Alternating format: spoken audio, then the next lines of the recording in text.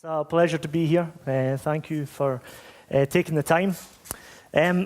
Last week, I was thinking long and hard about what I was going to talk to you today about. And I had a plan. I was going to talk to you about the new distillery, the Lone Wolf Distillery, and the warehouse that we were going to build. And then I got a call from a member of the SWA, Scotch Whisky Association. And it was an interesting conversation. We talked for about an hour. And I left the conversation a bit frustrated. So I rewrote this whole presentation. And the reason for that was because after that call, I was very disillusioned with the answers that I received. And there was a common theme, and that was tradition. Tradition, tradition, tradition. Every question I posed, it reverted back to tradition in the answer. And as a young distiller who is very curious, wants to experiment with whiskey, maturation, all of the marvelous techniques that we use traditionally and the new ones that are developing around the world. The context of the Scotch whisky format currently doesn't really lend itself to that. And that is a big problem for me. So this presentation is going to focus a little bit on tradition, why I feel that tradition needs to be challenged, and around why or what Lone Wolf Distillery is going to do to kind of kick off that challenge, if you like. So first of all, why challenge tradition? Well, Scotch whisky has been around for centuries, and we invariably do it roughly the same way as we have always done. But for me, to progress, you need to challenge. So you need to be unreasonable. This quote I quite like. It says, "The reasonable person spends their time adapting to the world. The unreasonable persist at adapting the world to them." Progress demands that you be unreasonable, okay?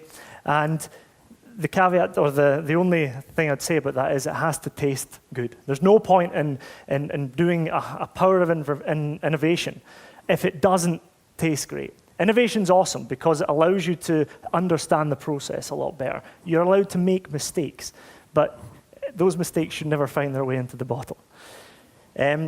So a bit about my background. I have been in the whiskey industry in some way for about 11 years now. I started as a tour guide in Oban Distillery, which is my hometown. And then I studied brewing and distilling at university, and I took a job with Diageo in 2010. And in true Diageo fashion, by the time I was 26, I'd managed 3 Scotch whisky distilleries. They like to move you around quite a lot. So in that time, as a young distiller, inquisitive, wanted to be creative, I was put into a situation where I was very much part of a repetitive process, which is fine because I understand that you have to make Johnnie Walker, and there's a process, there's a recipe for making that whiskey, which is fine. And Johnnie Walker has blazed a trail around the world, and it's partly why we're all in this room today, because of that whiskey. It is a phenomenon. But as someone who wants to explore different avenues in Scotch, I'd go to my work and I'd be looking at the mash tun and I'd be going, I could put other things in that. I'd be looking at the fermentation time, which had to be 60 hours, no more, no less. I said, well, what if we left it for 100 hours? Or what if we actually backset that wash back with stillage pot ale from the wash still? Or if we did a sour mash, just leave the mash in the mash tun for a few days, see what happens. So these challenges that I have, or this kind of urge to be inquisitive, wasn't really conducive with Diageo. So I left, and we started thinking about the Lone Wolf Distillery. So that, for me, that inquisitive nature that I have is why I'm doing what I'm doing, because I want to explore Scotch whisky. The second reason I was disillusioned, and I have been for the last year or two, it's this move towards premiumization of Scotch whisky. It's a really, really kind of, I guess, a divisive point, but for me, the luxury, the super deluxe, the affluence that comes with Scotch whisky, where sometimes how the bottle looks is actually more important than what's inside it. And I really, really have a bone to pick, a gear to grind with this, because it's making, and yes, it's partly to do with the collector's market going like that, and it's almost dragging the price of Scotch into the premium end. But the accessibility of whiskey, for me, is now becoming a problem, because good whiskey, 18-year-old whiskey, you're paying north of sometimes £100 a bottle. And the most infuriating thing as well, for me, is that people like Dave, Johnny, they go around the world telling people about Scotch whiskey, empowering them, compelling them. But the information that is available at the moment is not very forthcoming. So, for example, I was in duty-free when I was coming over to here, and I picked up a bottle of Talisker, Point Niched. £146. Okay? Looked at the box, looked at the bottle. What is special about this whiskey?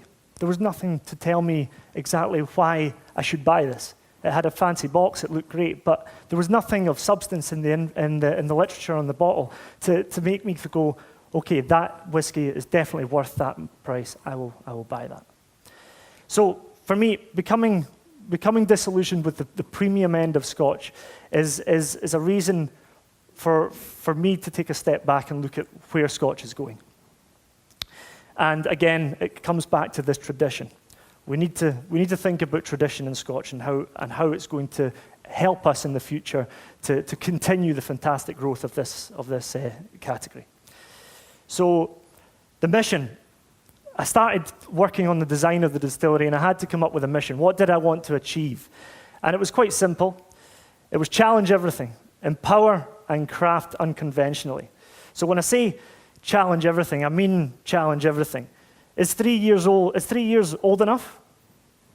Why can't we make good whiskey in under 3 years? Is there 6 whiskey-making regions of Scotland anymore? I don't know. I would argue that there probably isn't. With or without ice, does it matter? And what's premium and what's super premium? Where does this notion come from? So absolutely everything. We will challenge the process from start to finish. We will look at it in detail. We will get under the skin of malting, milling, mashing, fermentation. We will look at these processes and understand how we can impart flavor that maybe we can't do currently. And we will look to do that, because what we want to do is innovate, experiment, and ultimately drive quality. Empower. Be transparent. The day and age that we're in now, everybody is interested in Scotch whiskey. The platform is a lot easier now to go and have the conversation with newcomers to Scotch, because we've done such hard work up to now. And people don't want to just look at the bottle and see a name. They want to get an understanding of what has gone into making that liquid. Where do you source your cask from? What cooperage? Who has made it? What toast level is or char level is in the side of your cask? These are the things that we should offer up as the standard, because people want to know these things. And craft unconventionally. Push the boat out. Don't be scared to be creative or try to develop new techniques. I was mentioning to you just before over lunch that we do at Brewdog, we do a selection of ice beers. So what we do is we take our punk IPA or hardcore IPA and we freeze it, and we basically make a quadruple IPA. So we had an idea before coming out here. So, well, what if we actually did a wash distillation by freezing it, and then took that low wines and distilled it in our spirit still? It might taste crap, I don't know, but you know what? These things are the bits that get my brain going, and I want to understand a bit more about. So the traditional risks, for me, these words or phrases that I've come up with are risks, because we need to move forward to kind of continue this great legacy that Scotch is blazing right now. And for me, traditional is comfort zone, it's habitual, it's limiting of progression, it stifles creativity, it postpones innovation, stymies ingenuity. And where will Scotch be in 20 years if we're doing the same stuff as we are now? Everybody around this room, and it's testament to the globalization of whiskey as a whole, that we are here because we all love Scotch whiskey. Sorry. I'll be the boss. Have you finished your talk yet? You just look after that for me. So where will Scotch be in 20 years? I don't know.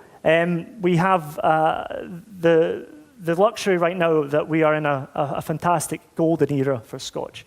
But I want to see that continue. And I think we need to accept that the rest of the world are going to move. And we could potentially be left behind if we don't challenge what we currently do. So, challenge and tradition, or traditional challenge. The globalization of whiskey is a fantastic thing. So right now we have more distilleries than we've ever had in the world. And everybody that is distilling is finding their own style, finding their own rhythm. They're creating their own expressions. And this is a fantastic thing. Scotland, we're doing bits and pieces that are thought-provoking, but I find that it's extremely repetitive. So, as a whiskey lover, I'm delighted to see that the globalization is happening. I love bourbon, I love rye, I love the whiskies that are made in the guy's shed in Tasmania. It doesn't matter to me. Like, the story is so important, and that's what's captivating about it. Scotch, can it stay the same forever? I don't know. It could. We could enjoy this success for the next 100 years. I don't know. But for me, it doesn't fit with the philosophy that I have, and that is that you must press and look at every detail and challenge in the pursuit of perfection. So I had a call, as I alluded to before, with the SWA. And the whiskey that they were phoning me about is next door. It's not actually our own. We did a grain whiskey with help from Ian MacLeod, but they had a few issues with the bottle. But as I said, I took the opportunity to talk a bit more about the wider industry as a whole, if you like. And I gave him an example of a whiskey that it came off the top of my head, but I've kind of recreated what I said to him. So it's just an idea. If there's any traditionalists in here, don't get up. So rye, spelt, and malted barley, fermented with a champagne yeast. In a fermentation vessel, held at 7 days at 25 degrees Celsius. Crash cooled to 3 degrees, minus 1 degree for maturation to allow the yeast to drop out of suspension like you would do in a brewery, to allow a bit more flavor development to happen. Then, take it into our still house. We have a column still on the right-hand side, and we have a pot still on the left. 50% of that wash going one pass through the column. The other 50% will distill twice in the pot still. We'll then marry them together at the end. We'll go into a barrel, sawtooth staves with maybe an additional stave in the center, I don't know, of chestnut. It can be whatever you like. Mixed oak, so different oaks from around the world, maybe seasoned differently, put into our warehouse, held at 20 degrees, humidity of 94 for 2 years. Why not? So the second part of that is that we have designed a still house, but we're currently working on a warehouse, which is going to have definitely humidity and temperature control, and hopefully air pressure control as well. So we can create the box in Ellen, maybe. But the part is, I don't know what all this is going to do, but I'm interested to find out. So that 2-year maturation might be enough if you hold it at at those 2 parameters. It might taste terrible. The point is that if you don't know, find out. You know? Okay, so the still house that we designed, I got asked, well, Martin, my boss, co-founder of Brewdog, he said to me when I joined is, okay, here's the budget, go. Great, okay? So I had all these thoughts running through my head. So when he said, here's some money, go and have a think about it. It kind of resembled this. So I had a lot to think about. What kind of whiskies do we want to be able to create? What styles of spirit do we want to create moving beyond whiskey? And the design that we settled on is this. So I know we're talking about triple bubble things, so we have one. But the point is that, and as grand as it looks, this distillery has a lot of capability, and it moves out with Scotch as well. So we can make our own vodka, 96.4% ABV. We can demethylate that vodka. We can use that base as a base for our gin. We can create rum. We can do absinthe, schnapps, whatever you want to do, we can make it. However, we're here to talk about whiskey. So the two most important pieces of equipment for whiskey production are the two stills in the middle there. So we have, I don't have a wash still, I don't have a spirit still, they are interchangeable. So I can use either or. At the moment, I'm making a lot of vodka, and I use this one on the left, the triple bubble, for our stripping run. But a stripping run is also associated with American whiskey. So this can create bourbon, rye style of whiskies, and also can do pot distillation for Scotch as well.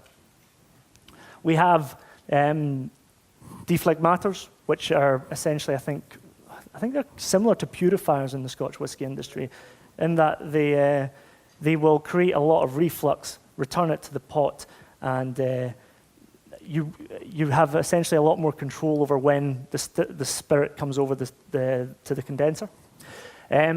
On the right-hand side, we have a nod to tradition, I guess, with the shape of that still.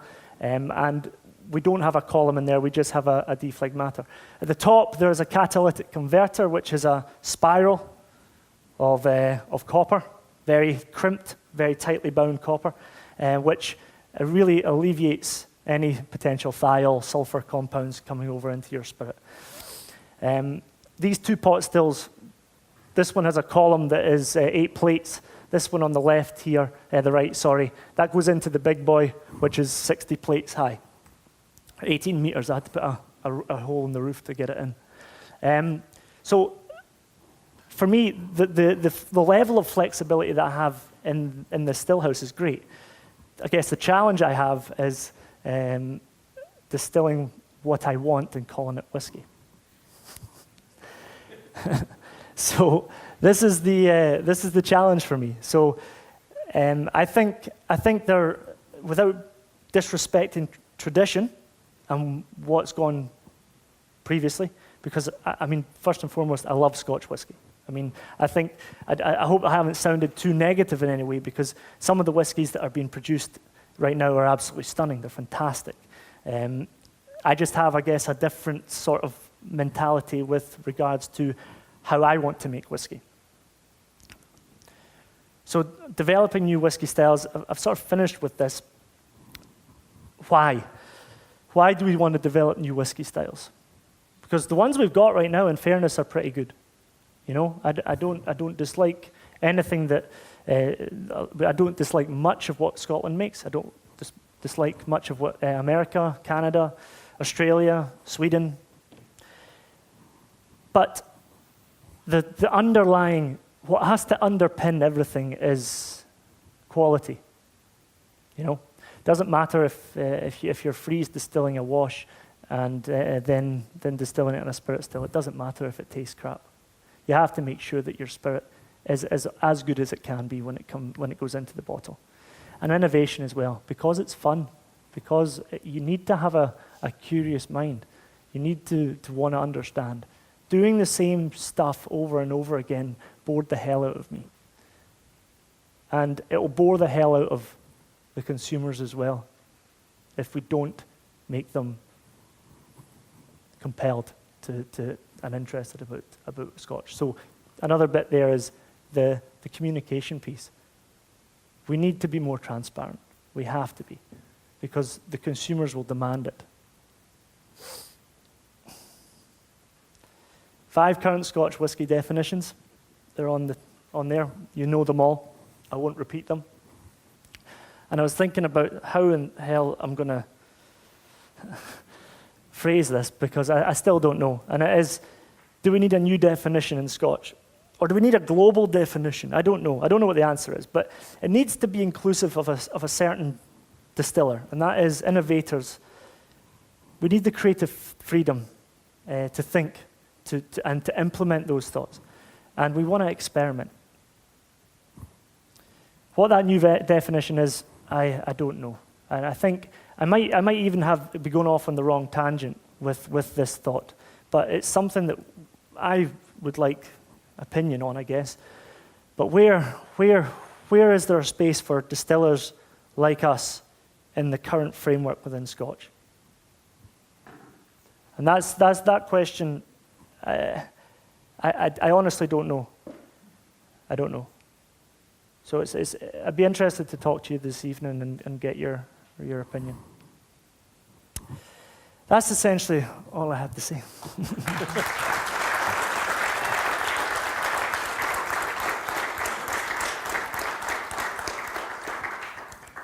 That was quite a lot, really.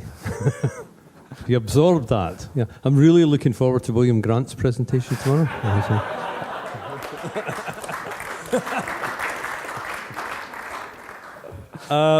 Something that you said, Stephen, was kind of rang a bell with me. I was over in Japan last year doing a tour of distilleries, but also talking to craftspeople, traditional craftspeople over there. And I met this remarkable lady called Eriko Horiki, who does architectural paper, traditional Japanese paper. I mean, amazing work. And we're talking about craft, and we're talking about tradition and all of that, and innovation, because she's doing remarkable things with paper. I won't go into that. She said, well, you have to remember that today's tradition is the innovation of the past. That it wouldn't exist today unless people had moved things forward. We would be stuck, or it would be lost completely. So things have to continue to move. So I think your provocation here is very well judged, because, you know, if the Scotch whisky industry, for me, this is more a statement than anything, if the Scotch whisky industry is to grow and to evolve, then some radical experimentation, I think, is necessary. Perhaps the question is, you never really said what the man from the SWA said when you came out with champagne yeasts and freezing and running halfway through here. And although I was extremely disappointed you didn't have a square cask, but you know, what was the response? Everything that we talked about, and it was more hypothetical. So that was a completely hypothetical scenario I gave him. But I'd talk him through the idea. Stage by stage. So we mentioned, first of all, I mentioned malting, and we touched on kilning and cara malts, different styles of malts. I said, well, it's not very traditional, is it? I said, no, it's not.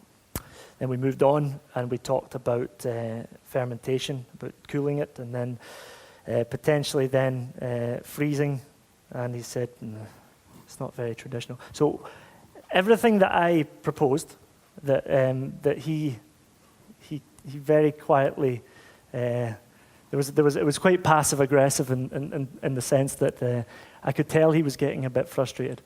But the whole argument settled and centered around tradition, and it was the reasoning he gave for everything that I talked about. So I challenged him on the compass box stave, so the spice tree, having that stave in the cask. He said, well, it wasn't traditional. And I said, yes, I understand that, but in terms of the quality, did it have any impact on that? Oh, but it wasn't traditional. And it's that mentality of not having a view of the wider picture here. These guys, John was obviously looking to do a little bit of innovation, to try and experiment with quality in mind, but he was shut down because of tradition.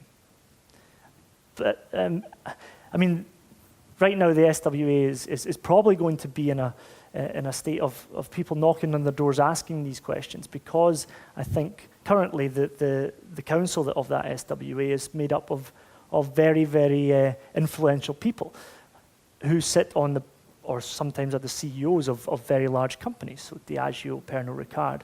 And I guess at the moment there isn't an incentive for them to question what's going on in Scotch, because they're so successful because of it.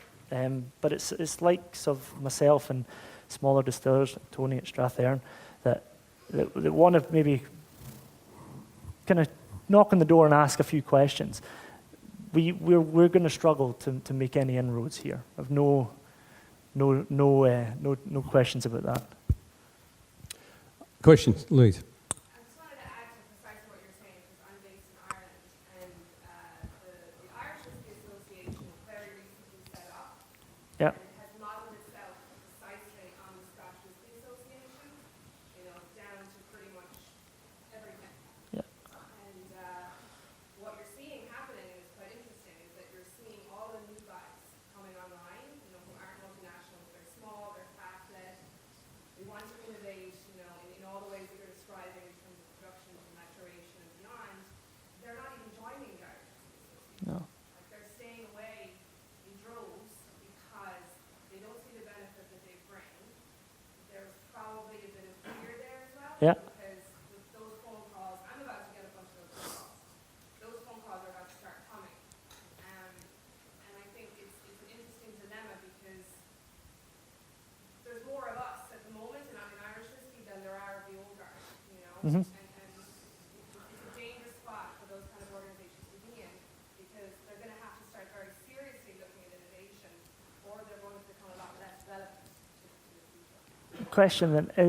Pardon, I'm not familiar too much with the Irish rules, but is it legislation or is it just guidelines that the? It's new legislation that is effectively, it's brand new from 2014. Okay. Came in after a number of people, for example, had bought stills that are now legal, effectively. And it's the legislation lays down that you make Irish whiskey the way that Pernod Yeah. makes it. Exactly. Basically how you make it. Yeah.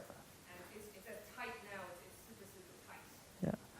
The problem is that these guys have teeth, and when they bite, it will invariably hurt. So it's about working. I guess a common cause is to be found across Ireland and Scotland with this, especially with the emergence of small distillers, because we need. For me, I am doing this because I am genuinely fascinated by whiskey. I'm genuinely interested, and I want to understand all these things. There will be people, I guess, that come along and could potentially abuse it and go, well, I'm just going to do this for the PR, the publicity, And I guess the one thing that the Scotch whisky industry, the association does, is it kind of removes that element of just headline grabbing. But for the folk that actually do want to look a bit beyond what we're currently doing seriously, then it's extremely limiting. We have time just for one very, very quick question before we move on to our final session. Tony, did you want to say something here? Right. Yeah.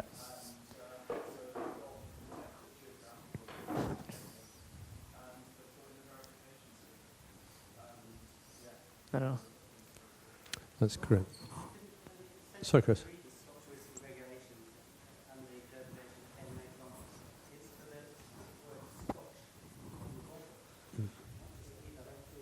Well, I think we're going to touch on this one tomorrow, actually, because there's some very interesting case histories on that, which says, I assumed you could, but no, you can't. But yeah, I think the whole issue of legislation is something that we can maybe pick up on, because I think it's very interesting. The reverse is the case in Japan, where actually they're needing more legislation. So maybe draw this session to a close. You can have, as our dear friends in America call it, a comfort break. Form an orderly queue or two, and then we'll reconvene to have our final session, our panel discussion. But please, before you do it, put your hands together for Stephen. Thank you.